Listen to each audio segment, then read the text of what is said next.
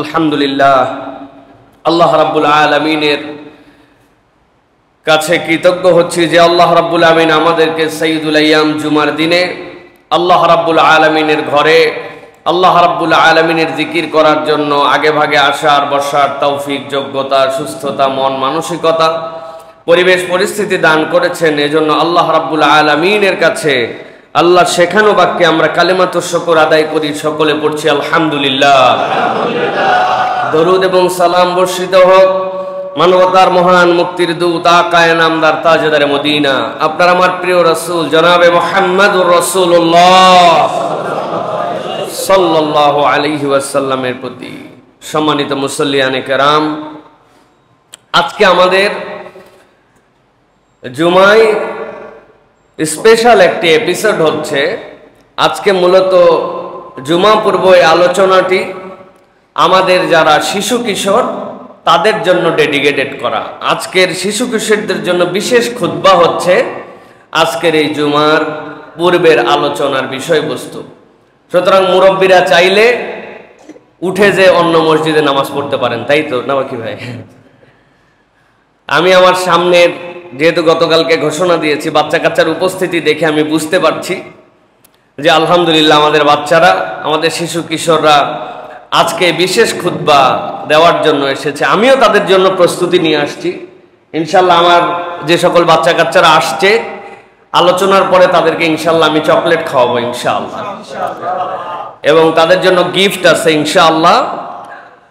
আর আজকে যে বিষয়টি আমি আমার বাচ্চা কাচ্চাদের জন্য কথা বলতে চাই, আমি চাই দেশের প্রত্যেকটা মসজিদে মাসে ত্রৈমাসে এরকম চ্যাপ্টার ওয়ারি আগের জুমায় জানিয়ে দিয়ে শিশুদের জন্য, তরুণদের জন্য, কিশোরদের জন্য, বাচ্চাদের জন্য আলাদা আলোচনা করা হোক, যাতে এই বাচ্চারা বুঝতে পারে যে তাদের জন্য সমাজের যারা দায়িত্বশীল তারা ভাবেন, জেনারেল কথা কেবল বলেন না, সাবজেক্ট ওয়ারি তাদের জন্য কিছু দিক নির্দেশনা দেওয়া হয়।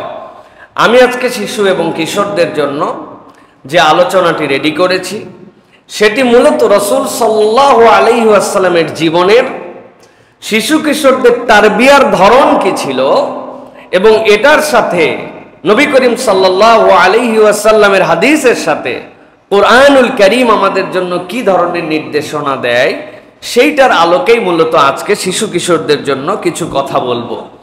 আমি মূলত আজকে শিশুদের জন্য নবী করিম সাল্লাল্লাহু আলাইহি ওয়াসাল্লামের দেওয়া 12টি দিক নির্দেশনা, এই 12টি দিক নির্দেশনা আমি আমাদের শিশু কিশোরদের জন্য উপস্থাপন করব ইনশাআল্লাহ। কেননা আমরা বিশ্বাস করি যে আমাদের শিশু কিশোররা যেমন হবে, আগামীর প্রজন্ম, আগামীর বিশ্ব, আগামীর বাংলাদেশ তেমনই হবে।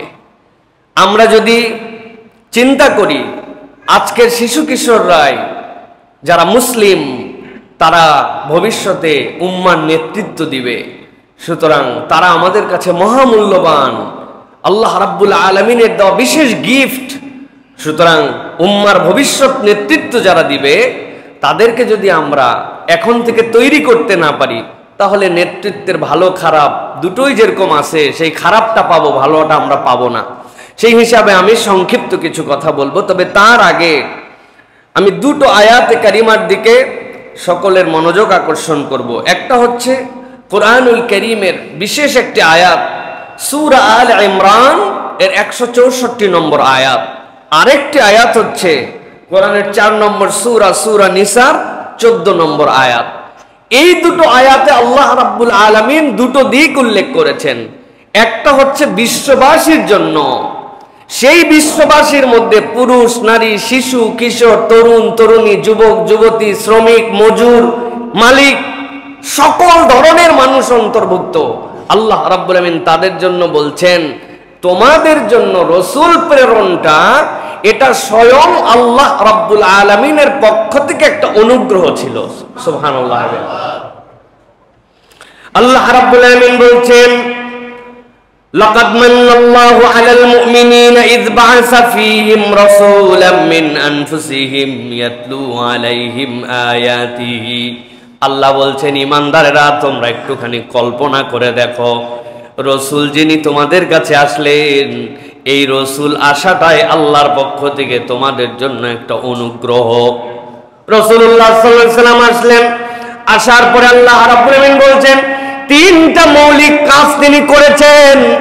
তোমরা আগের থেকেই ব্যবসা বুঝতে, আল্লাহ কোরআনে বলেছেন রিহলাতাশ শিতাই ওয়াস সাইফ, শীতের ব্যবসা কেমন হবে, গ্রীষ্মের ব্যবসা কেমন হবে, সিরিয়ার ব্যবসা কেমন হবে, ইয়ামেনের ব্যবসা কেমন হবে, ব্যবসা তোমরা বুঝতে।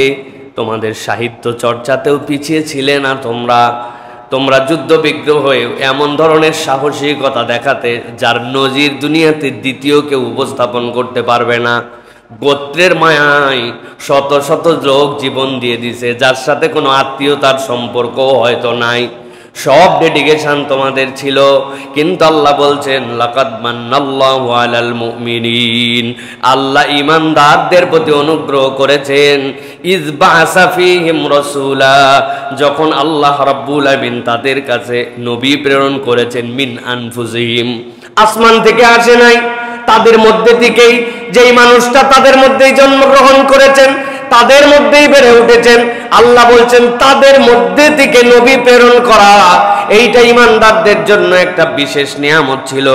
আল্লাহ বলছেন ইয়াতলু আলাইহিম আয়াতিহি, তিনি তাদের কাছে আল্লাহর আয়াত তেলাওয়াত করেছেন। ওয়ায়ুযাক্কিহিম, আর ওই মানুষগুলাকে বিশুদ্ধ করে ফেলেছেন, ওই মানুষগুলাকে পবিত্র বানাই দিয়েছেন, তাজকিয়া করে দিয়েছেন। ওয়ায়ুআল্লিমুহুমুল কিতাবা ওয়াল হিকমা, কেবল কোরআন তেলাওয়াতই করেন নাই, তাদেরকে হিকমা শিক্ষা দিয়েছেন এবং তাদের কাছে এই কিতাব শিক্ষা দিয়েছেন। আল্লাহ বলছেন ওয়া ইন কানু মিন ক্বাবলু লাফি যালালিম মুবিন,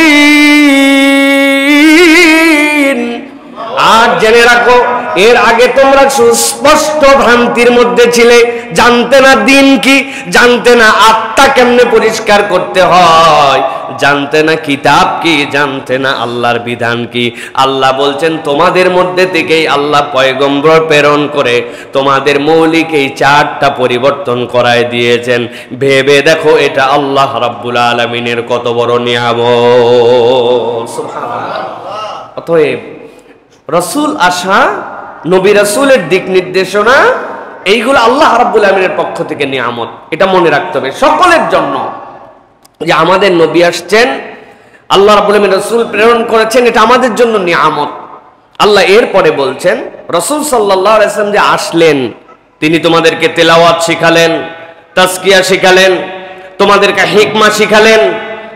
আল্লাহ রাব্বুল আলামিন, তোমরা সকলে গাফেল ছিল, সেখান থেকে আল্লাহ রাব্বুল আলামিন হেদায়েতের রাস্তায় তোমাদেরকে তুলে দিলেন। এখন তুমি বাহাদুরি করে মনে করতেছো আসছেন উনি, কবুল করব কি না করব এটা আমার ব্যাপার। আল্লাহ তাদের জন্য সতর্ক করে বলছেন ওয়ামান ইয়াসিল্লাহ ওয়া রাসূলাহু, জেনে রাখো যারা আল্লাহর সুস্পষ্ট বিধান আসার পরেও, আল্লাহর হুকুম চলে আসার পরেও আল্লাহ এবং তার রসুলের বিধান থেকে যারা মুখ ফিরায় নিবে, বিরোধিতা করবে, আল্লাহ রাব্বুল আমিন বলছেন আল্লাহ এবং তার রসুল থেকে যারা সরে যাবে, ওয়ায়াতাআদ্দা হুদুদাহু, আর আল্লাহ তার যে বাউন্ডারি দিয়েছেন ওই বাউন্ডারি থেকে সীমা লঙ্ঘন করবে, ইউদখিলুহু নারান খালিদান ফিহা ওয়া লাহু আযাবুম মুহিন, বাঁচার কোনো রাস্তা থাকবে না। রসুলের নির্দেশনা জানার পরে, হুকুম বুঝার পরে, সুন্নত তোমার কাছে পরিষ্কার হয়ে যাওয়ার পরে, আল্লাহর বিধানের ব্যাপারে তোমার জ্ঞান আসার পরেও তুমি যদি ইচ্ছাকৃতভাবে আল্লাহ এবং তার রসুলের অবাধ্যতা করো আর আল্লাহর সীমাকে অতিক্রম করে গায়ের জোরে নিজের জীবন চালাও, আল্লাহ বলছেন আমিও গ্যারান্টার হলাম তোমাকে আযাবুম মুহিন, এইরকম জাহান্নামের মধ্যে ঢুকাবো। তাহলে রসুল যেরকম আমাদের জন্য নিয়ামত, তার বিধিবিধান, তার হুকুম জানার পরে, জানতাম না ভিন্ন কথা, স্পষ্ট হয়ে গেছে শরীয়ত, আল্লাহ তার হুদুদ আমাকে জানাই দিছেন, কিন্তু তারপরেও তুমি যদি হুদুদকে অতিক্রম করো, আল্লাহ বলছেন তাহলে তোমার জন্য খবর আছে। আমি আমার প্রিয় মুসল্লিয়ানে কেরাম, প্রিয় তরুণ কিশোর, তাদের জন্য বলবো, জানতাম না একরকম বিষয়, কিন্তু এখন জেনে ফেলেছি, বিধান আমার কাছে পরিষ্কার, আজকে থেকে শুনে ফেললাম, আগে এটা বুঝতাম না, এরপরের থেকে যদি অবাধ্যতা করি তাহলে আমাদের পরিণাম ভালো হবে না খারাপ? ভালো করে বলেন, ভালো না খারাপ? জানতাম না ভিন্ন কথা। এই জন্য আমি আমার ভূমিকায় দুটো জিনিস আগে জানিয়ে রাখলাম যে আল্লাহ রাব্বুল আলামিন উপহার হিসাবে আমাদেরকে পয়গম্বর দিয়েছেন। এই পয়গম্বরের বিধিবিধান জানার পরে যদি সেখান থেকে মুখ ফিরাই নেই তাহলে কিন্তু খবর আছে, তাহলে খবর আছে। এই বোর্ডটা নিয়ে আজকের কথাগুলি শুনতে হবে। তাহলে আজকে আমাদের প্রিয় ভাইয়েরা, যারা আগামীর প্রজন্ম, যারা ভবিষ্যতে মুসলিম উম্মার নেতা, সেই মানুষদের জন্য বলবো, শিশুদের জন্য নবী করিম সাল্লাল্লাহু আলাইহি ওয়াসাল্লামের প্র্যাকটিস থেকে 12টি দিক আছে, যে 12টি দিক শিশুদের হৃদয়ের মধ্যে গেঁথে নেওয়া, অনুভব করা এবং তার উপরে নিজেকে পরিচালিত করার জন্য সচেষ্ট হতে হবে। আমি ভার কথা বলবো না, এই কথা কেবলমাত্র এই জায়গাতেই থাকবে না, এই কথা বিশ্বময় যাবে। আমি অনুরোধ করব অভিভাবকদেরকে, আপনার বাচ্চাদেরকে কথাগুলি শোনাবেন, অনুভব করতে শেখাবেন যে আল্লাহ রাব্বুল আলামিন আসলে কি বলতে চাচ্ছেন তাদের সাথে। আমি 1 নম্বরে বলতে চাই আমার শিশু কিশোরদের জন্য যে তোমরা আল্লাহ রাব্বুল আলামিনের সবচেয়ে বড় নিয়ামত। অনেকেই এই শিশু কিশোর বাচ্চাদেরকে এদেরকে মনে করে যে এইগুলো মনে হয় বোঝা, এইগুলো আমাদের জন্য পেরেশানি। এটা কেবল এই প্রজন্মের নয়, নবী করিম সাল্লাল্লাহু আলাইহি ওয়াসাল্লাম যে জাহেলি যুগে আসছিলেন, সেই জাহেলি যুগে এমন অবস্থা ছিল যে সেই সময় মানুষ রিজিকের ভয়ে নিজের সন্তানকে হত্যা করে ফেলতো, নিজের বংশ মর্যাদার দিকে তাকিয়ে নিজের কন্যা শিশুকে হত্যা করে ফেলতো। এখনো আমরা যদি আমাদের সমাজে দেখি তাহলে দেখব ভ্রূণ হত্যা করা হয়, অবৈধ গর্ভপাত করে দেওয়া হয়। হ্যাঁ, অবৈধ গর্ভপাত মানে অবৈধভাবে সন্তান ধারণ করারটুকু নয়, যেটা আসার পরেও আপনি কেন, যেটা আমাদের জন্য দরকার নেই এখন এরকম ভাবে, অথচ প্রতিটি সন্তান, প্রতিটি শিশু এটা আল্লাহ রাব্বুল আলামিনের একটা নিয়ামত। তোমরা অবহেলার পাত্র নও, বরং এই বিশ্বের জন্য সবচেয়ে বড় নিয়ামতের একটা হচ্ছে মানব শিশু। সুবহানাল্লাহ। আল্লাহ রাব্বুল আলামিন বলছেন সূরা আনাম 151 নম্বর আয়াতের মধ্যে, ওয়ালা তাকতুলু আওলাদাকুম মিন ইমলাক নাহনু নারযুকুকুম ওয়া ইয়াহুম। খবরদার, খবরদার দুনিয়ার মানুষ, তোমরা রিজিকের ভয়ে তোমাদের সন্তানদেরকে হত্যা করো না। আল্লাহ বলছেন আমি রব তোমাদেরও রিজিক দেই, তোমার সন্তানদেরও রিজিক দেই আমি আল্লাহ। আল্লাহ রাব্বুল আলামিন বলছেন ওয়ালা তাকরাবুল ফাওয়াহিশা মা যাহারা মিনহা ওয়া মা বাতান ওয়ালা তাকতুলুন নাফসাল্লাতী হারামাল্লাহু ইল্লা বিল হক যালিকুম ওয়াসাকুম বিহি লাআল্লাকুম তাকিলুন। আল্লাহ বলছেন ও দুনিয়ার মানুষ, আমি রব্বুল আমিন তোমাদের জন্য নির্ধারণ করে দিলাম, যেই সন্তান তোমাদের, যেই শিশু, সেই কিশোর তোমাদের বাড়িতে আছে, মনে করো না সে তোমার রিজিক খায়। আল্লাহ তোমার রিজিক যেমন দেন ওই রকম সন্তানের রিজিকও আল্লাহ দেন। বরং তো ঘটনা এমন অনেক সময় হয়, বাবা মার সংসার সচ্ছল ছিল না, আল্লাহ একটা সন্তান দিয়েছেন, ওই সন্তানের ওসিলায় সংসারটা সচ্ছল হয়ে গেছে। আছে না ভাই? আল্লাহ রাব্বুল আলামিন এই জন্য বলছেন যে এই সন্তান তাকেও রিজিক দেন আল্লাহ, তোমাকে রিজিক দেন। বাহিরে আপনি কোথায় এই উদাহরণ খুঁজতে যাবেন? বাহিরে উদাহরণ খুঁজতে গেলে তো মুসিবত। উদাহরণটা আমি নিজে, উদাহরণ আমি নিজে। আল্লাহ রাব্বুল আলামিন আমার সন্তান যখন বাড়াইছেন, এই বাচ্চাগুলা, এই মেয়েগুলি, এবং আমার বিবাহের পরে আর আগের জীবন, আসমান আর জমিনের মধ্যে পার্থক্য। আল্লাহ করতে কেমনে রিজিক দিছেন এইটা আমি হিসাব দিয়ে মিলাতে পারবো না। সুতরাং এই সন্তান, এই পরিবার, এগুলো আমাদের জন্য রিজিক। সুবহানাল্লাহ। এক একজন বাচ্চা হইছে আমার, আর এক একটা নিয়ামত আমার জীবনে আল্লাহ রাব্বুল আমিন যুক্ত করে দিছেন। আপনাদের কাছে সেইগুলি এত খোলামেলা বলার মতো সময় নাই, কিন্তু আমি নিজেই উদাহরণ। 8,500 টাকা বেতন, 7,500 টাকা বাড়ি ভাড়া ঢাকা শহরে। আপনি চিন্তা করতে পারবেন? তাহলে আমি চুরি করে চলতাম, 1,000 টাকা দিকে একটা মানুষের চলে? 8,500 টাকা ফিক্স বেতন আর 7,500 টাকা হচ্ছে বাড়ি ভাড়া। কেমনে চলি তাহলে? আল্লাহ রাব্বুল আলামিন এরপরে সন্তান দিলেন, এরপরে কেমনে যেন রিজিক আমারে ধাবরায়, আমি রিজিক ধাবরাই না, রিজিক আমারে ধাবরায়। সুতরাং আল্লাহ রাব্বুল আলামিন বলছেন নাহনু নারযুকুকুম ওয়া ইয়াহুম, বেকল তুই খাইয়ে চিন্তা করিস আমি বাচ্চা থাকলে আমার কি হবে না হবে। আল্লাহ বলছেন আমি তোকেও খাওয়াই, তোর বাচ্চাকেও খাওয়াই। সুবহানাল্লাহ। প্রিয় ভাইয়েরা, আল্লাহ বলছেন ওয়ালা তাকরাবুল ফাওয়াহিশা মা যাহারা মিনহা ওয়া বাতান, খবরদার এই শিশু কিশোররা, তরুণরা, তোমরা খবরদার খারাপের কাছে যেও না। গোপনীয় প্রকাশ্য কোন ফাহেশার সাথে সম্পৃক্ত হওয়া যাবে না। যেখানে অশ্লীলতা অসভ্যতা, তার সাথে যেতে পারে না। মুসলিম তরুণ, মুসলিম কিশোর মজা করেও কনসার্টে যেতে পারে না, মজা করেও গান বাজনায় যেতে পারে না, ফান করেও সিনেমা দেখতে পারে না। ফাহেশা যেখানে, তরুণ এবং কিশোরদের সম্পর্ক সেখানে থাকবে না। আল্লাহ বলছেন ওয়ালা তাকতুলুন নাফসাল্লাতী হারামাল্লাহু ইল্লা বিল হক, একটা প্রাণকে তুমি হত্যা করতে পারবে না। কেবল মানব শিশু না, কোনো প্রাণকেই তুমি হত্যা করতে পারবা না। রাস্তার পাশ দিয়ে যায়, গাছের পাতা একটা বেরিয়ে আসে, টুপ করে একটু টেনে ছিঁড়ে নিয়ে ছিটতে ছিটতে চলে গেল, এইটুক পর্যন্ত নিষেধ। সে তাসবিহ করে, তুমি কেন অযথায় এই প্রাণের পাতাটুকু তুমি ছিঁড়ে ফেললা?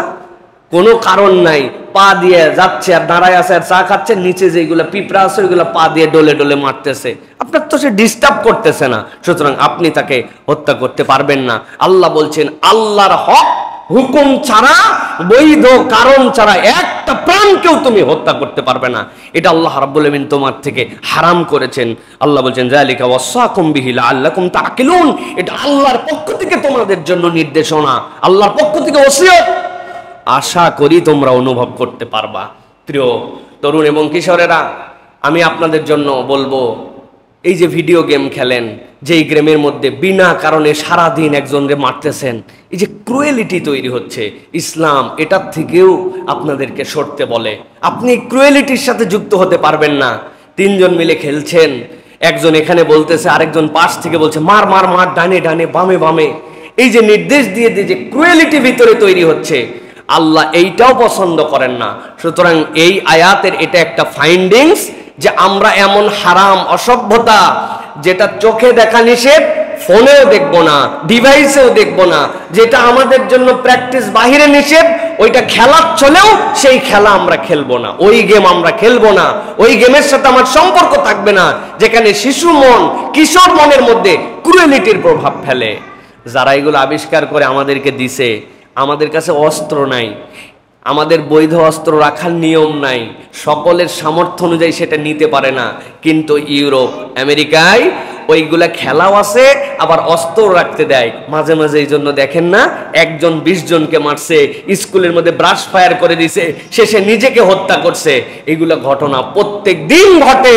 আজকে তারা ভিকটিম হচ্ছে, আজকে বলতেছে কোকেন, মাদক এইগুলা তারা নিতে দিবে না, অথচ বার খুলে রেখে দিয়েছে। ম্যারিজুয়ানা সেইটাকে হচ্ছে, গাঁজাকে তারা বৈধতা দিয়ে রাখছে, মানুষ অ্যাডিক্টেড হচ্ছে। এখন যেটা বসতেছে তারা, আল্লাহ এটা নবী করিম সাল্লাল্লাহু আলাইহি ওয়াসাল্লামকে 1500 বছর আগে বুঝিয়ে দিয়েছেন। অতএব ইসলামের বিউটি অনুযায়ী আমরা আমাদের সন্তান যারা শিশু কিশোররা, তারা ভাববেন যে আমরা এই উম্মার সম্পদ, পরিবারের নিয়ামত, তাদের মূল্যায়ন আছে। তবে এই মানুষগুলার দায়িত্বর জায়গা, তারা ফাহেশার সাথে যুক্ত হবে না, অসভ্যতার সাথে যাবে না, কখনো এমন কোনো কাজ করবে না যেটা আল্লাহ এবং তার রাসূল পছন্দ করেন। এটা 1 নম্বর দিক। তাহলে বলেছি যে আল্লাহর সবচেয়ে বড় নিয়ামত এই শিশু কিশোর, আমাদের সন্তানরা। আল্লাহ যেন তাদেরকে কবুল করেন। প্রিয় ভাইয়েরা, নবী করিম সাল্লাল্লাহু আলাইহি সাল্লাম বলেছেন কিয়ামতের দিনে আমলনামা নিয়ে যারা উঠবে, ভালো করে শোনেন কিশোররা, আমার তরুণরা, আমলনামা নিয়ে যখন উঠবে, এই আমলনামায় 3টা ভাগে বিভক্ত হয়ে যাবে। এর একটা হচ্ছে ইমানদার, তাদেরকে আলাদা করে রাখা হবে। আরেকটা হচ্ছে কাফের মুশরিক, তাদেরকে আলাদা করে দেওয়া হবে। বিনা হিসাবে যারা জাহান্নামে যাবে, এদের মধ্যে হচ্ছে কাফের মুশরিকেরা। আর বিনা হিসাবে যারা জান্নাতে যাবে, ইমানের সাথে আমলে সালেহ তওবা নিয়ে আসছে, এই মানুষদেরকে আল্লাহ বিনা হিসাবে দিবেন। আর ইমানদারদের মধ্যে আরেকটা গ্রুপ থাকবে, যে এই গ্রুপের হিসাব হবে, তারপরে তাদের জান্নাত জাহান্নাম নির্ধারিত হবে।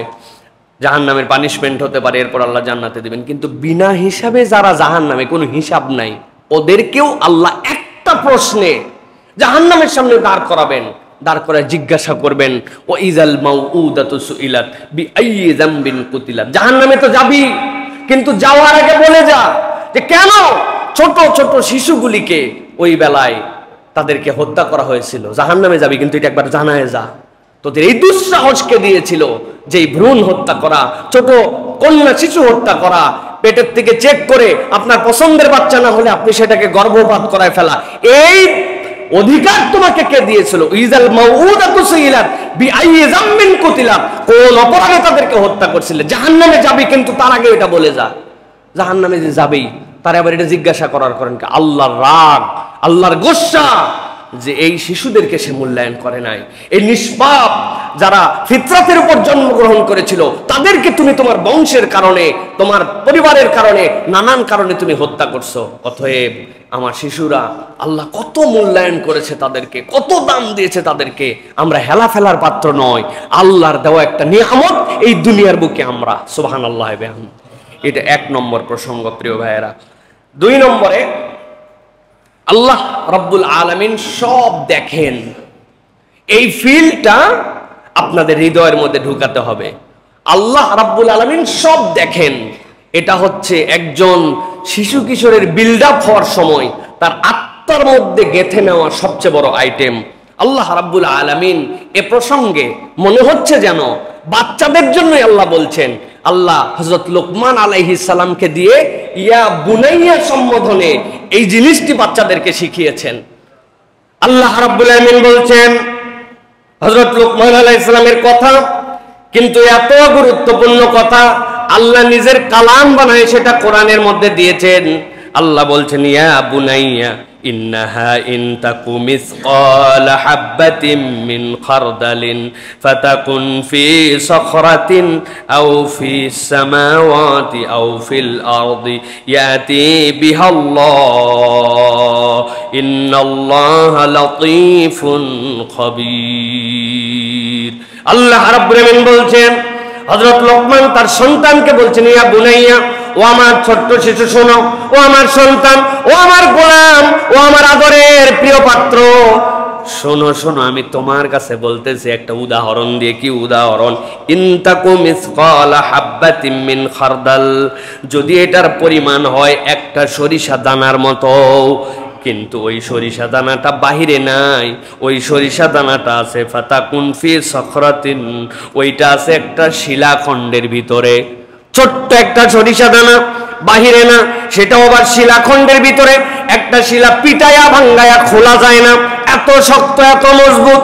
আল্লাহ রাব্বুল আমিন বলছেন, এর সাথে সাথে আবার লোকমান তার সন্তানকে বলতেছে, অথবা সামাওয়াত, আসমানের ভিতরে, জমিনের ভিতরে আছে একটা সরিষা দানার খণ্ড, কিন্তু জেনে রাখো ওই যত ছোটই হোক আর যতই বড়ই হোক, ইয়াতি বিহাল্লাহ, সেটা আল্লাহর নজরের মধ্যে আছে। এরপর আল্লাহ 2 শব্দে নিজের পরিচয় দিয়েছেন, ইন্নাল্লাহা লাতীফুন খাবীর। লাতীফ মানে সূক্ষ্মদর্শী।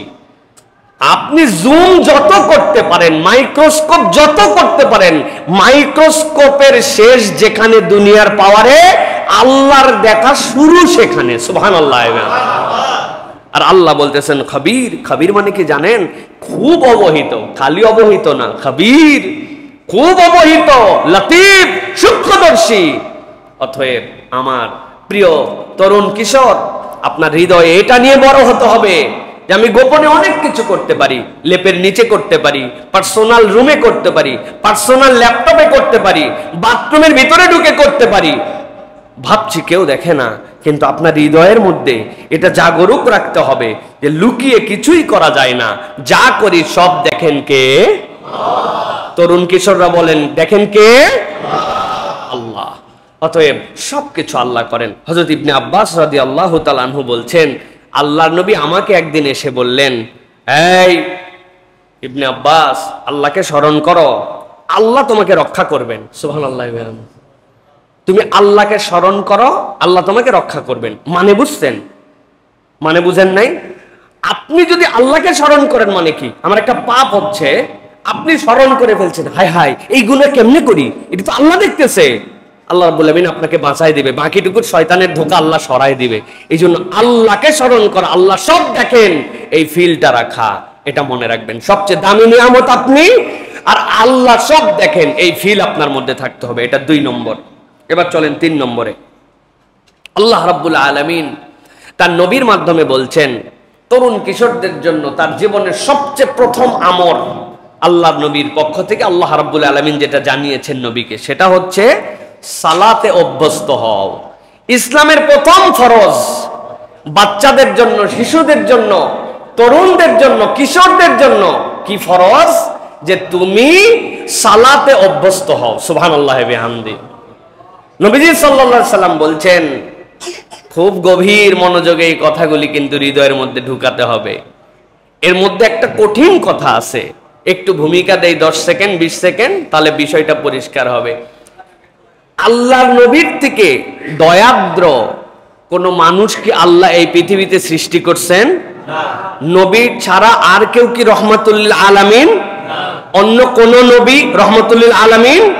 নবীর থেকে বেশি শিশুদের সাথে, কিশোরদের সাথে আদরের সম্পর্ক, মায়ার সম্পর্ক, ভালোবাসার সম্পর্ক এই পৃথিবী সৃষ্টির পর থেকে কিয়ামত পর্যন্ত আর কেউ দেখাতে পারবেন? একমত? তাহলে চলেন এবার দেখেন ভিন্ন ডাইমেনশন। নবীজি বলছেন, মুরু আউলাদাকুম বিসসালাতি ওয়া হুম আবনাউ 7 সিনিন। তোমার সন্তানের বয়স যখন 7 বছর হয়ে যাবে, আমি নবী দায়িত্ব দিলাম, তাদেরকে বলো সালাত পড়ো, বাবারা নামাজ পড়ো, বাবা নামাজ মিস করো না, আসো নামাজে আসো, আসো নামাজ, এই নামাজের ওয়াক্ত হয়ে গেছে। মুরু, আদেশ দাও, উপদেশ দাও, ডাক দাও, তোলো। নবী করিম সাল্লাল্লাহু আলাইহি ওয়াসাল্লাম বলছেন, ওয়াদরিবুহুম আলাইহা ওয়া হুম আবনাউ 10 সিনিনা। আজ যখন তার বয়স 10 বছর হবে, সে যদি সালাতে গাফলতি করে, ওয়াদরিবুহুম, দরাবা ইয়াদরিবু মানে কি ভাই? প্রহার করো, শাসন করো, লাগলে লাগায়া দাও। একটু আগেই বলছেন নবীর থেকে দয়াদ্র কেউ নাই, নবীর থেকে বেশি মায়ার কেউ নাই, শিশু কিশোরদেরকে এর চেয়ে বেশি কেউ ভালোবাসে নাই। সেই নবী 10 বছরের একটা বাচ্চাকে সালাতের জন্য শাসন করতে বললেন। একটু আশ্চর্য কথা না? আশ্চর্য কথা। এই জন্য নবী করিম সাল্লাল্লাহু আলাইহি ওয়াসাল্লাম জানতেন এটাই হচ্ছে তার জীবনের সেরা পাঠ। এই জায়গায় যদি একবার সে আল্লাহকে চিনে ফেলে, এই জায়গায় যদি একবার অভ্যস্ত হয়ে যায়, বাকি জীবনটা তার জন্য সহজ হয়ে যাবে। সুবহানাল্লাহ। কোনো ছাড় নেই এই জন্য এই জায়গায়। আমি এই জন্য বলি বাচ্চার জীবনে সর্বপ্রথম ফরজ এইটা। সুবহানাল্লাহ বিহামদি। এর আগে আপনার বাচ্চার জীবনে কোনো ফরজ ছিল না। খেয়াল করেন, রোজা তো আরো পরে, বালেগ হওয়ার পরে 13 বছর হয়ে যেতে পারে, তার 15 বছর হতে পারে কোনো মেয়ের ক্ষেত্রে, কিন্তু এই বাচ্চার সালাত ফরজ হয়ে গেছে 10 বছর, তার জীবনের প্রথম ফরজ। এটার গুরুত্ব, সুতরাং এটা আমাদেরকে খুব বেশি গুরুত্ব দিতে হবে। আর আমার তরুণ কিশোর যারা আছে তাদেরকে বলবো, নবীজি এই হাদিসের শেষে আরেকটা কথা বলেছেন ভাই আপনাদের জন্য, ওয়াফাররিকু বাইনাহুম ফিল মাদাজি। নবীজি বলছেন যেই না 10 বছর হবে, বিছানার মধ্যে পার্টিশন দিয়ে দাও। বাবা মার সাথে এক বিছানায় গায়ের সাথে লেগে থাকতে পারবে না, মধ্যে একটা বালিশ দিয়ে হলেও আলাদা হবে, একই রুমের মধ্যে 2 খাট দিয়ে হলেও হবে, কিন্তু বাবা মার সাথে একসাথে লেগে থাকার সুযোগ নাই। একটা পাটে থাকতে পারে, কিন্তু আল্লাহ রাসূল সাল্লাল্লাহু আলাইহি ওয়াসাল্লাম বলছেন আস্তে আস্তে তাকে আলাদা করে দাও। অতএব সালাত, নামাজ, এটাতে আমাকে অভ্যস্ত হতে হবে। আপনি 7 বছর থেকে 10 বছর, এরপরের থেকে ফরজ আপনাকে এটার সাথে যুক্ত হতে হবে। সালাত থেকে দূরে রাখা যাবে না। যেই বাচ্চা কাচ্চার পিতামাতা সন্তানদেরকে লাই দিয়ে আদর দিয়ে থাক পড়বেনি, বড় হলে শিখবেনি, এখনো বয়স হয় নাই, বয়স 10 বছর হলে হবে কি, দেখতে দেখতে এখনো আমার বাচ্চা অনেক ছোট ছোট। এই জন্য এই যে সোহাগ আর আদর দিছেন, বড়কালে এটা আপনাকে ভোগাবে, বড়কালে এটা আপনাকে ভোগাবে। অতএব এখান থেকে আমাদেরকে ঠিক থাকতে হবে। নবী করিম সাল্লাল্লাহু আলাইহি সাল্লাম সালাতের আদেশই কেবল দেন নাই, ইমপ্লিমেন্টেশন দেখাইছেন। জানেন আমার তরুণরা, কিশোররা, এই যে আমরা খুতবা দিতে যে প্রথম খুতবার পরে মধ্যে যে বসি, কি জন্য? নবী করিম সাল্লাল্লাহু আলাইহি ওয়াসাল্লামের একটা বসার সুন্নাত এই বাচ্চাদের দ্বারা আসছিল। নবী করিম সাল্লাল্লাহু আলাইহি ওয়াসাল্লাম সিজদায় ছিলেন, হাসান হুসাইন তার উপরে খেলেছেন, সাহাবাই কেরাম অবাক হয়ে গেছেন যে নবীজি কি আর মাথা উঠাবেন না নাকি? 2-1 জন সাহাবী একটু মুখ বাঁকা করে দেখছে, বাবা ঘটনা তো ভিন্ন। এরা নবী করিম সাল্লাল্লাহু আলাইহি ওয়াসাল্লামের পিঠের উপরে উঠে নবীজিরে ঘোড়া বানায়া নবীর কান ধরে এরা ঘোড়া চালাচ্ছে। নবীজি উঠে বললেন, একটু কষ্ট হয়েছে হয়তো তোমাদের, কিন্তু ওরা যে মজাটা পাইছে আমি চাই নাই এত তাড়াতাড়ি এই মজা শেষ হোক। সুবহানাল্লাহ বলবেন না? তাহলে কত ছোট থেকে তাদেরকে নবী করিম সাল্লাল্লাহু আলাইহি ওয়াসাল্লাম সালাতের তারবিয়ার জন্য নিয়ে গেছেন, তাদেরকে এই বিরক্তিটা নেন নাই, এটাকে তারা গ্রহণ করে নিছেন। সুতরাং আমি বলবো আমার প্রিয় শিশুরা, কিশোররা, তরুণরা, সালাত এইটা তোমাকে অভ্যস্ত হতে হবে, এইটাতে তোমাকে পারদর্শী হতে হবে, এইটা তোমার জীবনের পাঠ বানাতে হবে, এছাড়া জীবন সুন্দর হবে না। অতএব নামাজ কঠিন নয়, ভালোবাসায় ভরা। আর আল্লাহর সাথে তুমি কি দিয়ে যোগাযোগ করবে? নানির সাথে যোগাযোগ দরকার, ফোন করে দিয়েছি। বিদেশে স্কলারশিপ দরকার, সাথে সাথে আমি মেল করে দিয়েছি। খাবার অর্ডার করা দরকার, অমুক পান্ডা তার কাছে আমি অর্ডার করে দিয়েছি, আমার বাড়িতে চলে আসে। আল্লাহর সাথে আমার যোগাযোগ করা দরকার, আমার রবের সাথে কেমনে যোগাযোগ করব? আল্লাহর সাথে বান্দার যোগাযোগ হচ্ছে দোয়া আর সালাত। বান্দা যখন সালাতে থাকে সে সরাসরি আল্লাহর সাথে ডায়ালে কথা বলতে থাকে। অতএব আল্লাহর সাথে কানেকশনের জন্য আমাদের 3 নম্বর হচ্ছে সালাতে অভ্যস্ততা। এটা নবী করিম সাল্লাল্লাহু আলাইহি ওয়াসাল্লাম শিখিয়েছেন। 4 নম্বর আমার শিশু কিশোরদের জন্য বলবো, সত্যবাদী হও, সত্যবাদী হও। আল্লাহ রাব্বুল আলামিন যতগুলো গুণ মানুষকে দিয়েছেন সৃষ্টির সাথে যুক্ত করে, তার অন্যতম একটা হচ্ছে সত্যবাদিতা। মানুষ ন্যাচারালি সত্যবাদী হবে, সত্যটাই তার ভূষণ হবে। নবী করিম সাল্লাল্লাহু আলাইহি সাল্লাম বলছেন, আলাইকুম বিসসিদক, তোমাদের জন্য সত্যতাকে ফরজ করা হলো। ফা ইন্নাস সিদকা ইয়াহদি ইলাল বির ওয়া ইন্নাল বিররা ইয়াহদি ইলাল জান্নাহ। একবার যদি কেউ সত্যবাদী হয়ে যায়, আল্লাহ নবী বলছেন এইটা তাকে কল্যাণের দিকে নিয়ে যাবে, ভালো কাজ অটোমেটিক করতে শুরু করবে। আর একবার যদি কেউ কল্যাণ শুরু করতে পারে, আল্লাহ নবী বলছেন তাকে জান্নাতের ভিতরে এই কল্যাণ নামায় দিবে। তাহলে সত্যবাদিতা কল্যাণ আনে, কল্যাণ জান্নাতে নিয়ে যায়। এটা একটা ট্র্যাক, এই ট্র্যাকে উঠলে আপনি জান্নাতে। উল্টা হলে কি হবে? তাহলে আপনি যদি মিথ্যাবাদী হন, অকল্যাণের দিকে নিয়ে যাবে, অকল্যাণ আপনাকে জাহান্নামের দিকে নিয়ে যাবে। সত্য মিথ্যার মিশ্রণ এক অভূতপূর্ব লাইফ আমাদের, কিছু সত্যও বলি, কিছু মিথ্যাও বলি। এইটা কোনো ইমানদারের ভূষণ হতে পারে না। অতএব শিশু কিশোররা, আব্বু এটা বকতে পারে, আম্মা এটাতে রাগ করতে পারে, এই কথা বললে আমার টিচার আমাকে ভৎসনা করতে পারে, আমার বন্ধু বেরাজ হয়ে যেতে পারে। ডোন্ট ওয়ারি, আমি কোনো দিকে কোনো বিষয় নিয়ে চিন্তা করি না। আমি চিন্তা করি আমি কখনো মৃত্যু কব না, আমি সত্য কথা বলবো। কেউ যদি একবার সত্যের উপরে উঠতে পারে, আল্লাহ তাকে কল্যাণের উপরে উঠাই দিবেন। সুবহানাল্লাহ। কল্যাণের রাস্তা জান্নাত। তাহলে জান্নাতের রাস্তায় যদি কেউ ওঠে, বাকি সবকিছু তার সহজ হয়ে যাবে। কিন্তু আমরা দুনিয়ার একটু হিসাবের কারণে মিথ্যা কথা বলি, নানানভাবে আমরা ছলচাতুরি করি। এই মিথ্যাগুলি বলা যাবে না। শিশু বয়স থেকেই মিথ্যার উপরে যদি আমরা যাই, তাহলে এই ক্যারিয়ারটা আমাদের বরবাদ হয়ে যাবে। আব্বু বকবে, এই জন্য আমি কইছিলি রে এতক্ষণ, এটা মিথ্যা কথা বলে ফেলছি। হ্যাঁ, টিচার বলছে পড়া পারো নাই কেন? গতকালকে আমার স্যার খুব শরীর খারাপ ছিল, মিথ্যা কথা। অথচ ওই সময় ভিডিও গেম খেলে পার করেছে, অন্য কিছুতে পার করেছে। মিথ্যার অভ্যাস থেকে তোমাকে মুক্ত হতে হবে। আমার সাথে মিথ্যার কোনো সম্পর্ক থাকবে না। দুনিয়া একদিক, আমি একদিক, সত্যের সাথে যুক্ত হতে হবে। আল্লাহ নবী সাল্লাল্লাহু আলাইহি সাল্লাম বলছেন, ওয়ামা ইয়াজালুর রাজুলু ইয়াসদুকু ওয়া ইয়াতাহাররা সিদকা হাত্তা ইউকতাবা ইনদাল্লাহি সিদ্দিকান। কোন একটা বান্দা যদি একবার সত্যের উপরে অধিষ্ঠিত হয়ে চলতে শুরু করে, আল্লাহ তাকে তার কাছে সিদ্দিক হিসাবে লিখে নেন। আর আল্লাহর তালিকায় যে সিদ্দিকে ওঠে, সেই ব্যক্তি কখনো জাহান্নামে যাবে না। সুবহানাল্লাহ। আপনি ফিল করতে পারেন নাই, আমি আপনাকে বুঝাতে সক্ষম হই নাই। আপনার অনেক ভুল থাকবে, অনেক গুনাহ হয়ে যেতে পারে, কিন্তু একটা গুনাহ আপনার জীবনে নাই যে আপনি মিথ্যা বলেন না, মিথ্যা করেন না, মিথ্যার সাথে সম্পর্কিত হন না। এই প্র্যাকটিস যদি কেউ করে, তাহলে ওই ব্যক্তির নামটা সিদ্দিকের তালিকায় আসবে। আর সিদ্দিক যদি হয়, সে জান্নাতে যাবে। সুবহানাল্লাহ বিহামদিহি। আপনি সত্যের পাওয়ার বুঝতে পারছেন না। এই জন্য আমি বলবো আমার তরুণদেরকে, কিশোরদেরকে, মিথ্যা বলা যাবে না। তবে মাঝে মাঝে একটু বলা যাবে, তাই না? মাঝে মাঝে বলা যাবে না?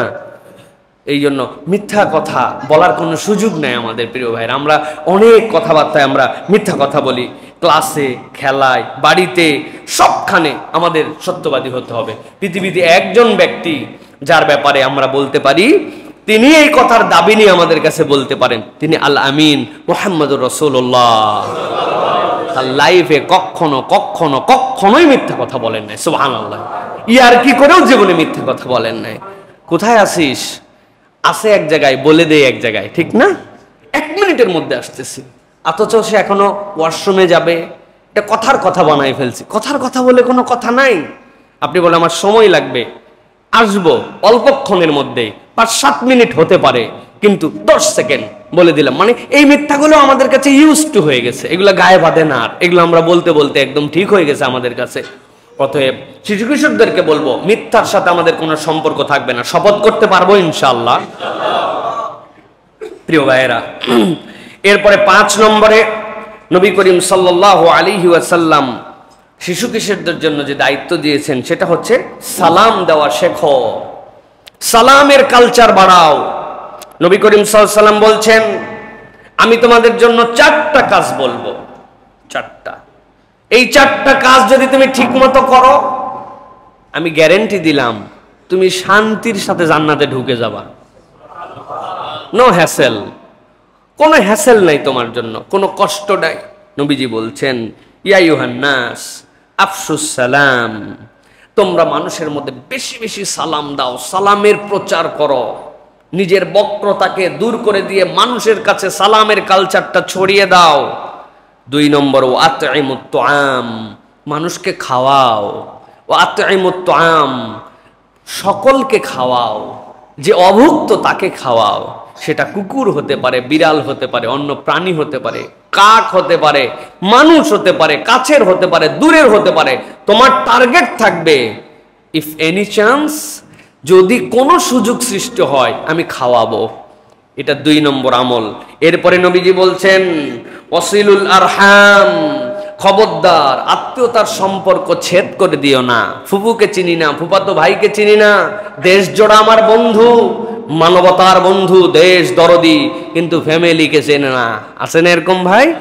নবীজি বলছেন, ওয়াসিলুল আরহাম, তুমি তোমার আত্মীয়তার সম্পর্ককে রক্ষা করো। ওয়াসাল্লু ওয়ান নাসু নিয়াম, আর নামাজ আদায় করো মানুষ যখন ঘুমায় থাকে, তথা শেষ রাত্রে একটু তাহাজ্জুদ পড়ো, আল্লাহর কাছে সালাম দাও, খাওয়াও, আত্মীয়তার সম্পর্কটা ঠিক রাখো। আর মানুষ যখন ঘুমায় থাকে মাঝে মাঝে একটু একটু সালাত আদায় করে আল্লাহর কাছে যেও। নবী করিম সাল্লাল্লাহু আলাইহি ওয়াসাল্লাম বলছেন, তাদখুলুল জান্নাতা বিসালাম, আল্লাহ তোমাকে নিরাপদে জান্নাতে ঢুকায় দিবে। এর চেয়ে সহজ কোন আমল আছে? তাহলে এইটা কেন বললাম, সালামের গুরুত্বটা কতটুকু। অথচ আমার বাচ্চারা, আমার শিশুরা, তারা সালাম দেওয়া ভুলে গেছে। কিশোররা সালাম দেয় না। এই বাচ্চাদেরকে সালামে অভ্যস্ত করা, অপরকে সালাম দেওয়ানো, এর গুরুত্ব বোঝানো, অনুভব করা, তারা যেন হৃদয় দিয়ে বুঝতে পারে। এই সালামের কালচারটা তাদের মধ্যে দাঁড় করাতে হবে। হাসি মুখে সবার সাথে সালাম দাও, আর সালামের বিশুদ্ধ উচ্চারণটাও শিখে নাও। আসসালামু আলাইকুম, সুন্দর না শুনতে? বিরাট বিরাট লোকজন দেখবেন এরকম করে সালাম দেয়, সালাম আলাইকুম, সালাম আলাইকুম, সালাম আলাইকুম। কি যে বলছি আমরা, বুঝতেছি না আমরা, অথচ এটা একটা সুন্দর কথা, আসসালামু আলাইকুম, এইটুকুই। এর বেশি পারলে আলহামদুলিল্লাহ, আসসালামু আলাইকুম ওয়া রাহমাতুল্লাহ যদি কেউ দেয়, আপনি আসসালামু আলাইকুম ওয়া রাহমাতুল্লাহি ওয়া বারাকাতুহু এইটুকু বললেন। একটা সালাম আপনার ব্যক্তিত্বের পরিচয়ক। বুড়া হয়ে গেছে, আজ পর্যন্ত সুন্দর করে সালাম দিতে পারে না, কেমন কথা হইলো এটা? এটা শিখতে কতক্ষণ লাগে? এই জন্য সুন্দর করে আমরা আজকের থেকে সকলকে সালাম দেব ইনশাআল্লাহ। যে আগে সালাম দেয়, আল্লাহ তার মধ্যে থেকে অহংকার দূর করে দেন। আল্লাহ রাব্বুল আলামিন তাকে বিনয়ী হিসাবে কবুল করে নেন। আল্লাহ রাব্বুল আলামিন তাকে অতি উত্তম বিনিময় দান করে দেন। সুবহানাল্লাহ ওয়া বিহামদিহি। এই জন্য আমরা বেশি বেশি সালাম দিব। আজকের থেকে আমার শিশু কিশোররা শপথ নিবে, টার্গেট আজকে কয়টা সালাম দেব? 20টা। 20 জনকে সালাম দিব। বাসায় ঢুকলে সালাম দিব, বাসার থেকে বেরোলে সালাম দিব, আব্বাকে সালাম দিব, আম্মাকে সালাম দিব, ড্রাইভারকে সালাম দিব, গার্ড আঙ্কেল যেটা নিচে বসে থাকেন তাকে সালাম দিব, দোকানদারকে সালাম দিব, স্কুলে ঢোকার সময় প্রথম আমি গাড়ির থেকে বা নামার পরে যিনি আমাকে রিসিভ করে তাকে সালাম দিব, কেউ সালাম দেওয়ার আগে আমি আগে সালাম দিব। আমার টার্গেট আজকে 20টা পূরণ হয়েছে, আগামীকাল 25টা সালাম দিব। এইরকম করে আমার টার্গেট থাকবে যে আমি সালাম দিব, আমার আগে যেন কেউ সালাম দিতে পারে না। মানুষজন যেন দেখলে বুঝে ওরে বাবারে বাবা, সালামি একটা বাচ্চা আসছে, দেখা হলে এর সালাম, কথায় কথায় সালাম। এই রকম একটা আখলাকি স্বভাবের তরুণ এবং কিশোর হতে হবে। পারবো ইনশাআল্লাহ। 6 নম্বরে কোরআনের সাথে যুক্ত হতে হবে। তরুণ এবং কিশোরদেরকে বলবো, আমাদের এঙ্গেজমেন্ট অনেক কিছুর সাথে।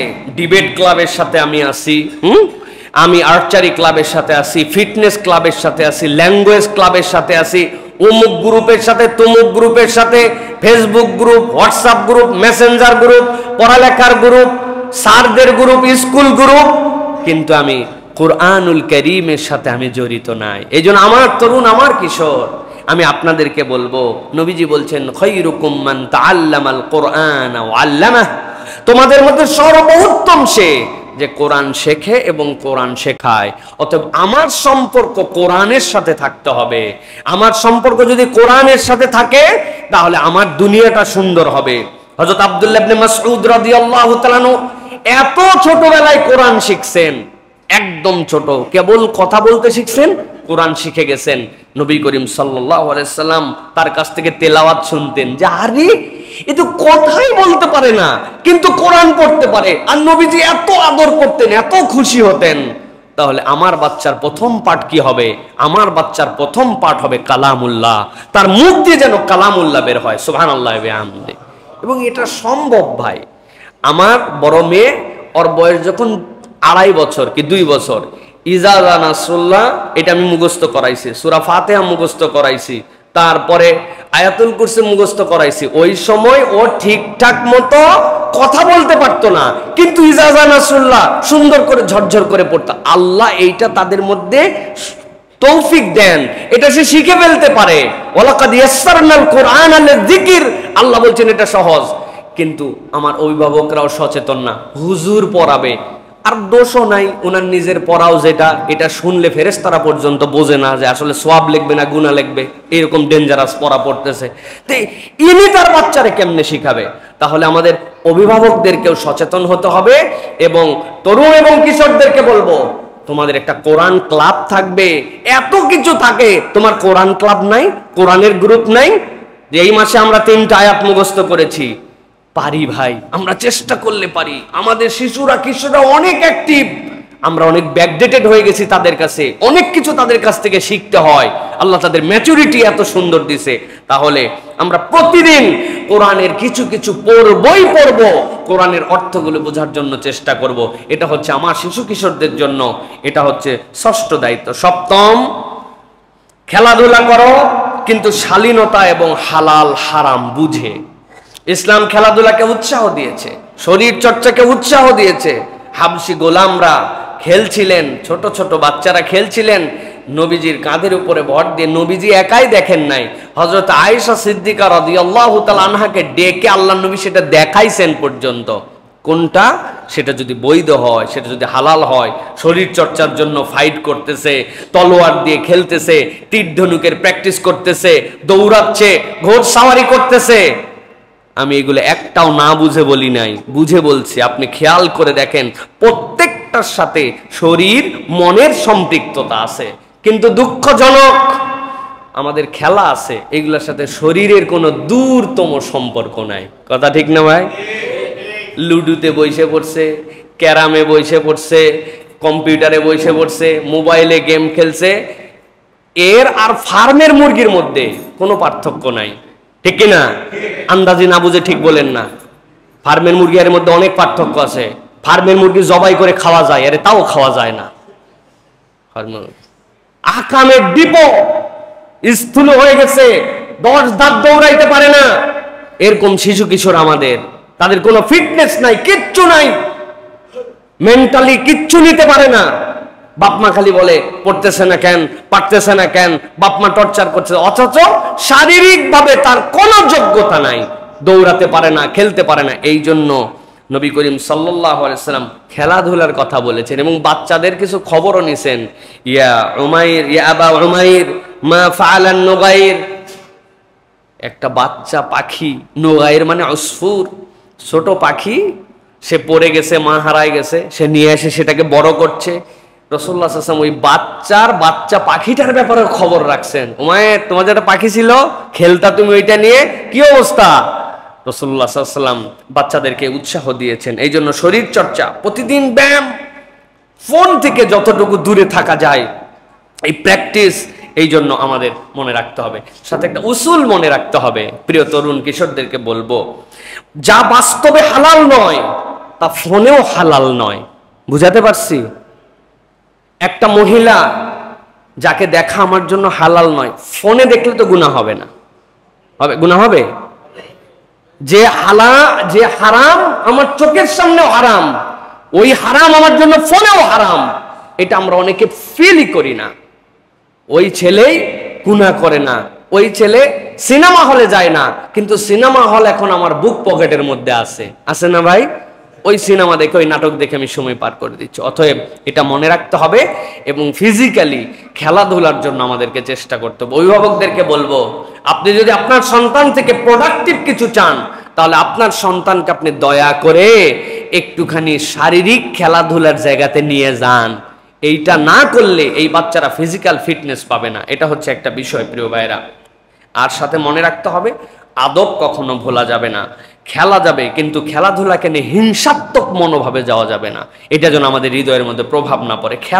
খেলায় এটা আপনাকে খেলার মধ্যে রাখতে হবে, এটা যেন হিংসাত্মক কারণ না হয়, আমাদের মধ্যে এই হিংসাটা চলে আসে, এইটা প্রতিদ্বন্দ্বিতা আমাদের মধ্যে শেষে অন্যরকম ইমেজ তৈরি করে ফেলে। এইটা করা যাবে না। এটা গেল 7 নম্বর। 8 নম্বরে যেটা বলবো, নবী করিম সাল্লাল্লাহু আলাইহি ওয়াসাল্লামের অনন্য নির্দেশনা, যেই নির্দেশনা এই পৃথিবীকে সুন্দর করে দিয়েছিল, সেটি হচ্ছে ছোটদেরকে দয়া করো, বড়দেরকে মানো।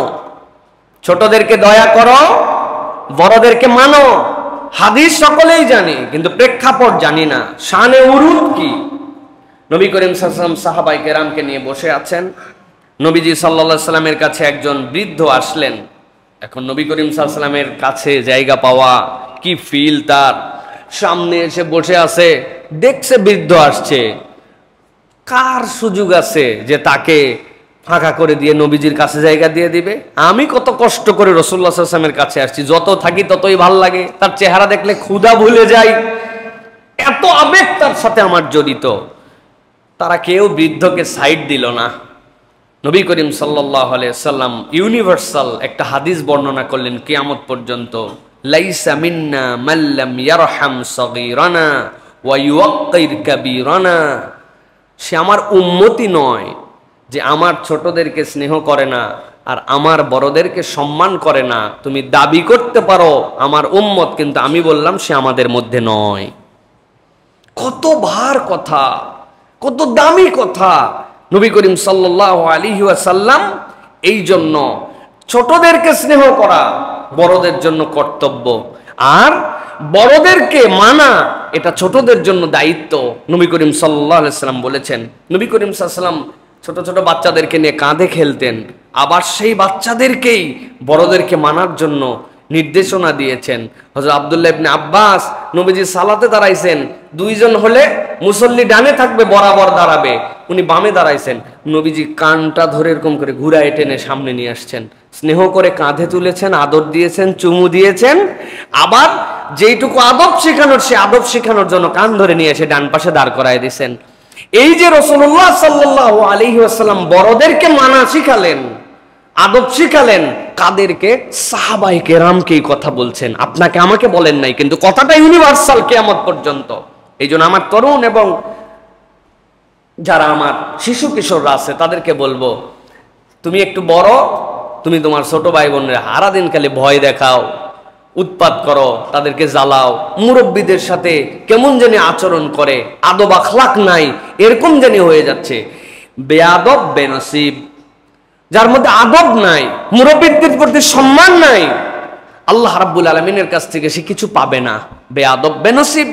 এই জন্য আমি আপনাদের জন্য বলবো, বড়দের কথা শোনা, মুখে মুখে উত্তর না দেওয়া, মুরব্বীদের খেদমত করার চেষ্টা করা এবং বাবা মায়ের কথা মানা, এই চারটা যার জীবনে যুক্ত আছে ওই বাচ্চা ইনশাআল্লাহ সফল হয়ে যাবে।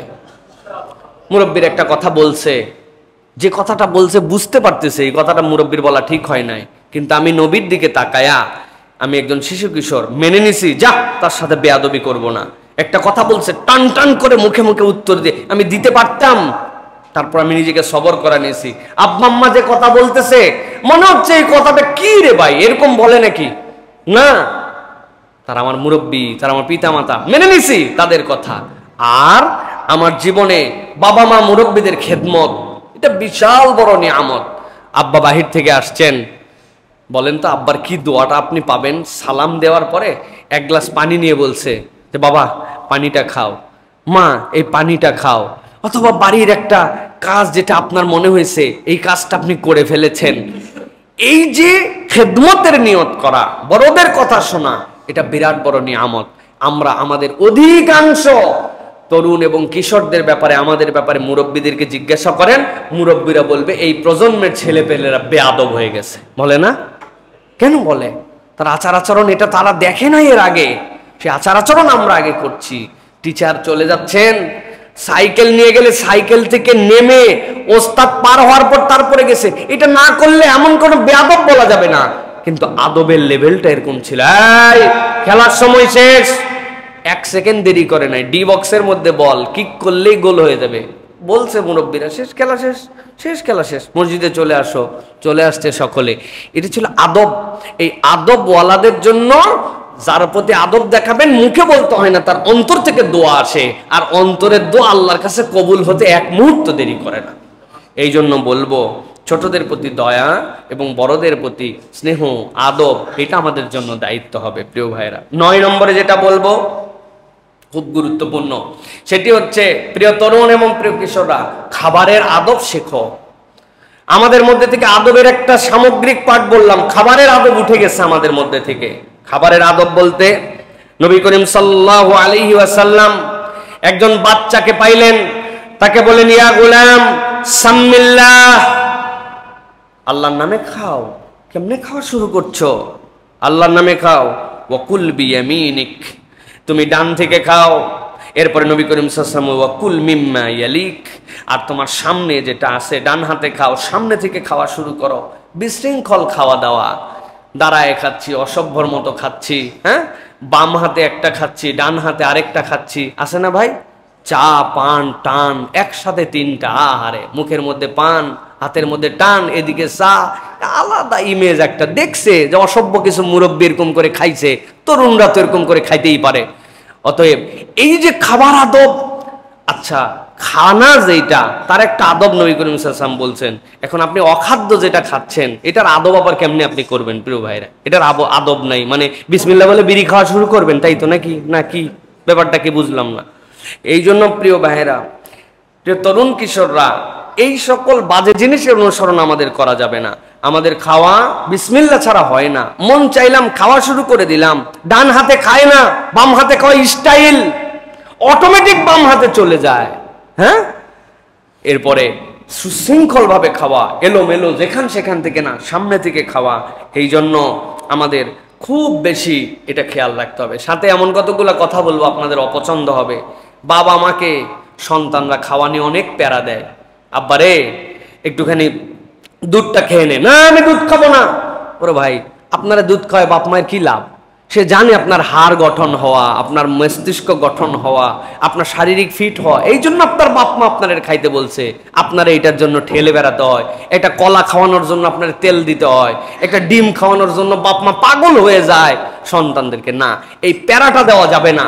বাপ মার এবং নিজের শরীরের দিকে তাকায়া সুশৃঙ্খল ভাবে খাবার আদব শিখতে হবে এবং প্রত্যেককে এইটাতে দায়িত্বশীল হতে হবে। আমি যাদের বয়স 16-র নিচে তাদের জন্য বলবো, আপনার যদি ডাক্তারের কোনো নিষেধ না থাকে অথবা সামগ্রিক শরীরের রোগ না থাকে, আপনাকে 4টা জিনিস কন্টিনিউ করতেই হবে। সামর্থ্যের মধ্যে থাকলে একটা ডিম খেতে হবে, দুধ খেতে হবে, কলা খেতে হবে, খেজুর খেতে হবে। কি কি বলছি? 1 নম্বর, 2 নম্বর, 3 নম্বর, 4 নম্বর, এটা আপনাকে কন্টিনিউ করতে হবে। এটা শরীর বাড়ার সময় ব্রেনে অল্প খান, একটা খান, ছোট খান একটা, কিন্তু এটা আপনার 1 কাপ খান, কিন্তু এটা আপনাকে খাওয়ার জন্য চেষ্টা করতে হবে। এটা যদি নাও পারেন যে কোনো একটা খান রিপিটেডলি, একদিন পর একদিন, একদিন পর একদিন একটা, কিন্তু এটা কন্টিনিউ, এইটা নিয়ে প্যারা দেওয়া যাবে না। আর খাওয়ার আদবের আরেকটা কথা বলবো, কিশোরদের জন্য, শিশুদের জন্য নয়। রেস্টুরেন্টে গেছে, যে মনে করছে এটা হচ্ছে আমার নানা বাড়ি, দাদা বাড়ি, রেস্টুরেন্টে আরো 10-50 জন লোক আছে, এমন হই হই চিৎকার, খানিকক্ষণ পর সবাই তাকায় দেখতেছে হলো কি রে, ওরা আলাদা পিনিকে আছে, কাউরে গোনে না, ঢাকা শহরের মালিক আমি, দেশ আমার, এরকম একটা মুডে চলতেছে। মানুষজন এটা ভালোভাবে নেয় না, কিছু বলে না, কিন্তু মানুষজন বলে এই পুরা সার্কেলটাই বেয়াদব। কি কথা বলেন? অতএব এই মানুষের অভিশাপ নিয়ে ঘোরাফেরা করেন না। খাবার জায়গায় গেছেন, কথা বলেন। আমি তো বলি আমার জীবনে ইউরোপে, আমেরিকায়, জাপানে বা অন্যান্য যেগুলো দেশে গেছে, ইভেন মালয়েশিয়ায় পর্যন্ত, এই মানুষগুলা কিভাবে যে কণ্ঠ নামায় কথা বলতে হয়। আমি একবার ক্যালিফোর্নিয়া থেকে নিউ ইয়র্ক যাচ্ছি, নর্থ ক্যারোলিনাতে আমার হচ্ছে ব্রেক, আসার পরে দেখি 2 ঘন্টা ফ্লাইট লেট। পুরা নর্থ ক্যারোলিনা এয়ারপোর্টটা এমনভাবে বানানো গ্যালারির মতো, আপনি যখন উপরে উঠবেন উপর থেকে পুরাটা দেখা যাবে কে কোথায় বসে আছে সব, হাজার হাজার মানুষ। 2 ঘন্টার ফ্লাইট লেট মানে ধরেন 50টা ফ্লাইট এসে জড়ো হয়ে গেছে আবহাওয়ার কারণে, হঠাৎ করে বেশি ঠান্ডা পড়ে গেছে। বিশ্বাস করেন এতগুলা মানুষ, আমি ওখান থেকে শিখছি, সবাই কথা বলতেছে পাশের জনের সাথে, কেউ বই পড়তেছে, কেউ মোবাইলে, কিন্তু পুরা এয়ারপোর্টটা কোয়াইট। কি লো ভয়েসে কেমনে কথা বলা যায়, এটা অবাক লাগে, তাদের কাছ থেকে শেখার আছে। আর আমরা 3 জন এক জায়গায় হওয়া মানে ওইটা cow cow cow cow cow cow centre বানায় ফেলে আমরা, এত গলার একটা লেয়ার আমাদের। সুতরাং এই যে পাবলিক প্লেসে গেলে, খাবারের সাথে সম্পৃক্ত হলে, এগুলো কথা বলবে। মানুষ তো গল্প করার জন্য গেছে, একটু মজা, কিন্তু আমারটার কারণে কেউ বদার ফিল করছে কিনা, আমার এটা বেয়াদবির আচরণে যাচ্ছে কিনা, এটা কিন্তু আপনাকে খেয়াল করতে হবে। আর ডাইনিংটা নিজেরটা নিজে পরিষ্কার করার অভ্যাসটা, এটাও হচ্ছে খাবারের আদব। আমি খাইয়ে দেয় ওইখানে হাত ধুয়ে, তারপরে হাত ধোয়ার পর আবার হাতটা একটা ঝাড়া মেরে দেই বেসিন থেকে। এটা বেশিরভাগ বিয়ে শাদীর অনুষ্ঠানে আপনি কারো না কারো ঝাড়া খাবেনি, রাগ হয়, কিন্তু নিজেও যে ঝাড়ে ফেলি তা বুঝি না। সুন্দর করে হাত দিয়ে নখের পানিটা মাইরে দিল, কার প্লেটে গেল, কার মুখে গেল, এটা বেয়াদব। এটা আমাদের নিজেদের মধ্যেও আছে, হাসেন না। আজকের থেকে যাই হিসাব করে দেখেন, টিস্যুটা দিয়ে গোল করছে হাতের মধ্যে, ডানে বামে তাকায়, ওটা যে একটা ফেলার জায়গা আছে নাই। খাবার আদবের মধ্যে এইটা, ডাইনিংটা পরিষ্কার করা। সব দিন খালি একজনের উপরে দিছে কেন, আমি একটু পরিষ্কার করতে পারি না, আমি একটু গুছায় রাখতে পারি না। এইটা হচ্ছে খাবারের আদব। এটা বাচ্চাদেরকে ছোট থেকে, তরুণ কিশোরদেরকে বলবো, আপনাকে মানুষ অটোমেটিক ভদ্র বলবে, আপনি ভদ্রতাটা শিখে ফেলেন। এটা হচ্ছে একটা সৌন্দর্য আমাদের জন্য। প্রিয় ভাইয়েরা, প্রিয় বোনেরা, এরপরে 10 নম্বর, হালাল হারাম শেখো। হালাল হারাম অত্যন্ত গুরুত্বপূর্ণ। নবীজি ছোট্টবেলা থেকে শিখিয়েছেন। একটা বাচ্চা এসে সাদাকার খেজুর খেতে শুরু করছে, নবী মুখ থেকে বের করে ফেলে দিয়ে বলছেন এটা হারাম, এটা তুমি খেতে পারো না। সুতরাং যেটা হারাম সেটা হারাম, সকলের জন্য হারাম। এখান থেকে আপনাকে বাঁচতে হবে। হালাল জিজ্ঞাসা করা শেখো। চকলেট খেয়ে নিচ্ছি, বিদেশ থেকে অমুকে আনছে, চকলেট মানে খেয়ে নিলাম, চিপস মানে খেয়ে নিলাম, অনেক আছে যেগুলো নুডলস, এগুলোর মধ্যে কি ইনগ্রেডিয়েন্টস দেওয়া আছে জানি না আমরা, এটা হালাল না হারাম। চিকেন খেয়ে ফেলতেছি, অমুক বিদেশি কোম্পানির বার্গার খেয়ে ফেলতেছি, ওটা হালাল না হারাম। আপনি আস্ক করতে শেখেন, প্রশ্ন করতে শেখেন, ইজ ইট হালাল অর হারাম। আপনি এই জিজ্ঞাসা হৃদয়ের মধ্যে গেঁথে ফেলেন, পাইলাম আর খাইলাম, যা আছে তাই গ্রহণ করে নিলাম, না এটা হালাল না হারাম, এটা আপনাকে শিখতে হবে। এটা ছোটবেলা থেকে। শিশু কিশোররা এই প্রশ্ন করতে শেখো নিজেকে, আমি যা দেখছি ইজ দিস হালাল, যা শুনছি এটা কি হালাল, হ্যাঁ, আমি যেটা অনুভব করতেছি, আমার কাছে যেটা সামনে চলে আসছে এটা কি হালাল, এটা জিজ্ঞাসা করতে শেখেন। তাহলে আপনার কনসেপ্ট পরিবর্তন হয়ে যাবে। মোবাইলে যা আসলো আমার কি করার আছে ভাই, আসেই, পড়তে পড়তে বিজ্ঞাপন আসলো না, এটা কি আমার জন্য হালাল না হারাম, যা শুনতেছি যে এটা কান দিয়ে শুনে শুনে নিজেকে উত্তেজিত করতেছে, এটা হালাল না হারাম। আপনার মধ্যে হালাল এবং হারামের কনসেপ্ট যদি চলে আসে, ফিউচারে আপনি উম্মার নেতৃত্ব দিতে পারবেন ইনশাআল্লাহ। আর যে এই দুটার পার্থক্য করবে না তার সব বরবাদ। এই জন্য এটা হচ্ছে অত্যন্ত গুরুত্ব। 11 নম্বর যেটা, শেষের দিকে চলে আসছি। দোয়া করতে শিখেন। শিশু কিশোররা দোয়া করতে শেখেন। বলি হুজুর আমরা তো দোয়া করি না। আমরাও আপনাদের জন্য ব্যর্থ। আমরা আপনাদের কাছে আনুষ্ঠানিক দোয়া শিখিয়েছি। নামাজের পর ইমাম সাহেব একটু দোয়া করবেন, এটা একটা আনুষ্ঠানিক দোয়া। অমুক দিবস উপলক্ষে দোয়া হবে, হুজুর একটু দোয়া করবেন না। দোয়া একটা ইউনিভার্সাল কালচার প্রত্যেক ইমানদারের জীবনে। শিশু কিশোররা দোয়া করতে শিখেন।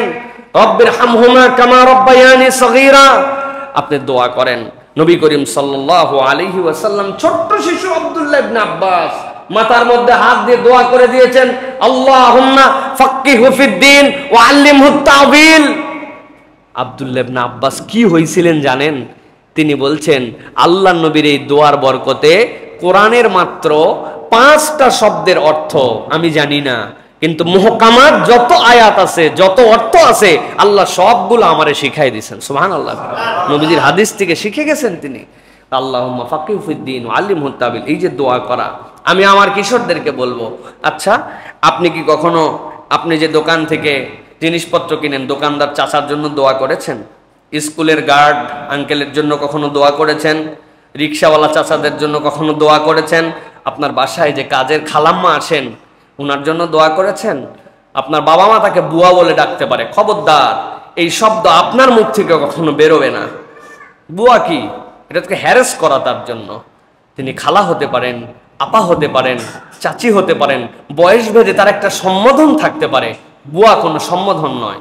এটা বড়লোকদের হয়তো যারা নিজেদেরকে বিরাট আউট অফ দ্য ওয়ার্ল্ড ভাবতেছে তারা বলতে পারে, আমরা বুয়া বলবো না। আমি আমার শিশু কিশোরদেরকে এটা শিখাতে চাই না, কিন্তু তার জন্য কি আপনি দোয়া করেছেন? সুতরাং দাদু, নানু, ফুপি মাথার উপর দিয়ে হেলিকপ্টার উঠে চলে যায়, ওই হেলিকপ্টারের পাইলটগুলোর জন্য দোয়া করেছেন? আপনি দোয়া করার কালচার নিয়ে আসেন। আপনি যত মানুষের জন্য দোয়া করবেন, আপনার আল্লাহর পক্ষ থেকে ফেরেশতা নিযুক্ত হয়ে আপনার ভবিষ্যতের জন্য ফেরেশতা দোয়া করবে। অতএব দোয়ার কালচার। আর সবচেয়ে বড় দোয়া রব্বির হামহুমা কামা রব্বায়ানি সগীর। আল্লাহ আমি তো 10-12 বছর বয়স হয়েছি, আমি এখন বুঝতে পারছি যে আমি ছোটবেলায় আমার আব্বা আম্মা যদি একদিন আমার ডায়াপার চেঞ্জ না করতো, হ্যাঁ, আমাকে যদি না খাইয়ে দিত, আমার যদি ঔষধ আমার মুখে তুলে না দিত, আমাকে যদি স্নেহ না করতো, আমি তো শেষ হয়ে যেতাম। আল্লাহ তুমি আমার পিতা মাতার জন্য সেরকম রহম করো। এইটা করলে আল্লাহ রাব্বুল আমিন আপনার প্রতি রহম করবে। সুতরাং আমি বলবো দোয়া করতে শেখেন, দোয়া করতে শেখেন, বেশি বেশি দোয়া করতে শেখেন। আপনার মুখ দিয়ে কথায় কথায় দোয়া বের হবে। আল্লাহ মানুষের কল্যাণ করুক, আল্লাহ আপনার ভালো করুক, আল্লাহ আপনাকে নিরাপদে রাখুক। আপনি শুধু দোয়া করবেন, শুধু দোয়া করবেন সব সময়। এইটা হচ্ছে বাচ্চাদের, তরুণদের, কিশোরদের এটা একটা প্র্যাকটিস হওয়া দরকার। আমাদের মধ্যে বের হয় না, জাযাকাল্লাহ খায়ের পর্যন্ত বের হয় না। বের হয় না। মানুষের জন্য দোয়া আসে না। ওস্তাদ পড়ায় চলে গেছে, চিন্তা করছে ওস্তাদের তো পড়ারই দায়িত্ব, মাদ্রাসা থেকে তো এর টাকা দিচ্ছে, এর জন্য আবার দোয়া করা লাগবে কোন দুঃখে? আরে এমন কি পড়াইছে, এরকম একটা মুড নিয়ে আমরা আছি প্রিয় ভাইরা। সকলের জন্য দোয়া করা। আল্লাহ একটা ভিডিও দেখছি, বাহ এটা দেখে তো একটা দিন শিখলাম। আল্লাহ ভিডিওটা কে করছিল? আল্লাহ তুমি তার প্রতি রহম করো, তাকে আরো ভালো কাজ করার তৌফিক দান করো। জিন্দেগিতে কোনো ইউটিউবারের জন্য দোয়া করছেন? করি নাই আমরা। এই যে দোয়া, এই দোয়ার কালচারটার মধ্যে ঢুকতে হবে প্রিয় তরুণ কিশোররা। এটা নবী করিম সাল্লাল্লাহু আলাইহি ওয়াসাল্লামের শিক্ষা ছিল, তিনি সব সময় দোয়া করতেন। সর্বশেষ আজকের পয়েন্ট, সেটি হচ্ছে দায়িত্ব নিতে শিখুন। আমি ছোট, আমার এখনো দায়িত্ব নেওয়ার বয়স হয় নাই, আমি শিশু, কি দায়িত্ব নিব? না, আমি আপনাদের কাছে সময় নাই ওসামা ইবনে যায়েদের গল্পটা আপনাদেরকে শোনাতে পারতাম। তরুণ কিশোর আবু বকর রাদিয়াল্লাহু তাআলা আনহু তখন প্রায় 55 বছর বয়স, ওমর রাদিয়াল্লাহু তাআলার বয়স প্রায় তখন 53 বছর, হযরত ওসমান রাদিয়াল্লাহু তাআলার বয়স তখন আরো কাছাকাছি 49। ফুল ম্যাচুরড এক একজন মানুষ। নবী করিম সাল্লাল্লাহু আলাইহি ওয়াসাল্লাম ওসামা ইবনে যায়েদকে সেনাপতি বানায় পাঠিয়ে দিলেন যখন তার টিনেজ। তাহলে দায়িত্ব নেওয়ার জায়গাটা সব সময় বয়স ভেদ করে না। অতএব দায়িত্ব নেওয়ার জন্য রেডি হওয়া, নেতৃত্ব দেওয়ার জন্য প্রস্তুত হওয়া, দায়িত্ব নিতে শিখতে হবে। উমুকে করে দিবে, তুমুকে করবে, বড়দের দায়িত্ব না, আপনি দায়িত্ব নেওয়া শেখেন। চ্যালেঞ্জ নেন নিজের প্রতি। কি চ্যালেঞ্জ নিবে? নিজের মশারি নিজে গুছায় না, নিজের রুম নিজে জীবনে ঝাড় দেয় নাই, নিজের বাথরুম নিজে জীবনে সাফ করে নাই। এখানে কারা কারা নিজের বাথরুম পরিষ্কার করেন যে জীবনে একবার হলেও হারপিক দিয়ে ডোলে বেসিন টেসিন বাথরুম ভিতর উপর নিচু উপরে ঝাড়ছেন সবকিছু? তরুণ কিশোরদের মধ্যে দিকে হাত তোলেন। মাশাআল্লাহ, আলহামদুলিল্লাহ, আলহামদুলিল্লাহ। আমি হুজুরও কিন্তু বাথরুম আমারটা আমি পরিষ্কার করি, কারণ কারো বাথরুম পরিষ্কার করা আমার মনের মতো হয় না। আমি যেমন করে বাথরুম পরিষ্কার, আপনার বাথরুমে যদি পানি আটকায় থাকে, পানি শুকায় না, তাহলে বুঝবেন চোখে দেখা যায় না কিন্তু এই বাথরুম ময়লা। আর বাথরুমটা ঘুষে মাইজে পরিষ্কার করে দেখবেন বাথরুমে পানি নাই, বাথরুম শুকনো হয়ে গেছে, তখন বুঝবেন যে এই বাথরুমের মধ্যে ময়লা নাই। দুনিয়ার ময়লা সব জায়গায়। দায়িত্ব কোত্থেকে নিবে আমার তরুণরা, আমার কিশোররা? আমি এই জন্য বলবো, ঘর গুছান, মসজিদ পরিষ্কার করার জন্য একদিন আসেন। হ্যাঁ, আপনি মসজিদ পরিষ্কার করার জন্য একদিন আসছেন না, 5টা জায়নামাজ একদিন আপনার বাড়িতে নিয়ে যান। আপনি নিজে ধন, আমার মসজিদে মা এই জায়নামাজগুলি এরকম দেখেছি, আমি একটু পরিষ্কার করার জন্য চেষ্টা করি। মসজিদের সামনের জুতার বক্সগুলো একদিন আপনি মনে হয়েছে একদিন অজুখানা আপনি পরিষ্কার করার দায়িত্ব নেন। হ্যাঁ, আপনি আপনার মুজা গুছায় রাখেন না, আপনার মুজা খুঁজে পাওয়া যায় না, বাপ মায়ের সাথে চিল্লাচিল্লি করে সকালবেলা, আছে না? আফ্রিকার শিশুদের মুজা ময়লা দেখি নাই, জুতাগুলা চকচক করে। আর আমাদের বাচ্চা কাচ্চা জুতাগুলোর দিকে তাকানো যায় না। জুতা ময়লা রাখাই নাকি একটা স্মার্টনেস। সে যে বড় হয়েছে এটাতে বোঝা যায় যে তার ঘর এলোমেলো, এরকম একটা ভাব নিয়ে করতেছেন না। দায়িত্ব নেওয়া শেখেন, সমাজের দায়িত্ব নেন। আমাদের দেশে এগুলো কালচার নাই। অস্ট্রেলিয়ায় একজন আমার সাথে শেয়ার করছে, ছোট বাচ্চা স্ট্যান্ডার্ড 4-এ পড়ে, টার্গেট দিছে তোমারে $30 উঠাতে হবে গাজার জন্য, এটাই তোমার অ্যাসাইনমেন্ট। ও সুন্দর করে কি বলতে হবে গুছায় নিয়ে বক্স নিয়ে পাশের বাসায় গেছে যে আমার স্কুল থেকে এটা আমার একটা প্রজেক্টের অংশ, গাজার শিশুদের অবস্থা খারাপ, আপনি কি কিছু ডোনেশন দিবেন আন্টি? ওই ছেলে $89 একদিনে নিয়ে আসছে। পিচ্ছি বাচ্চা, আপনি কল্পনা করছেন? আমি বানানো কথা বলছি না, আমি নাম বলে দিলাম না আপনাদের কাছে, তাহলে সেটা সেই ব্যক্তির জন্য এটা খারাপ হতে পারে। তো এই বাচ্চারা এটা শিখেছে, দায়িত্ব নিতে তাদেরকে শিখায়।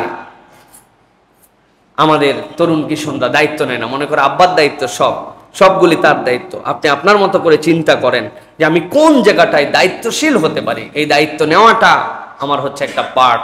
এটা নিলে ভবিষ্যতে উম্মার দায়িত্ব আপনার কাঁধে আসবে।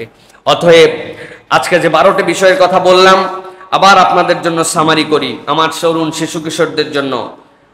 তোমরা আল্লাহর সবচেয়ে বড় নিয়ামত, আল্লাহ তাআলা সব দেখেন। নামাজে অভ্যস্ত হন, সত্যবাদী হন, সালাম দেওয়া শিখে নিন, কোরআনের সাথে বন্ধু হন, খেলাধুলা করেন কিন্তু শালীনতা এবং হালাল বুঝে নেন, ছোটদেরকে দয়া করেন, বড়দের কথা মানেন। এরপরে বলেছি খাবারের আদব এবং এ সংক্রান্ত বেয়াদবি পরিহার করেন, হালাল হারাম শিখে নেন, দোয়া করতে শেখেন, আর নিজেরা ভবিষ্যতের জন্য দায়িত্বশীল হওয়া শেখেন। আল্লাহ রাব্বুল আলামিন আমাদেরকে তৌফিক দান করেন। আল্লাহ আমাদের তরুণ কিশোরদেরকে উম্মার জন্য, আগামী প্রজন্মের জন্য আল্লাহ রাব্বুল আলামিন কবুল করে নেন।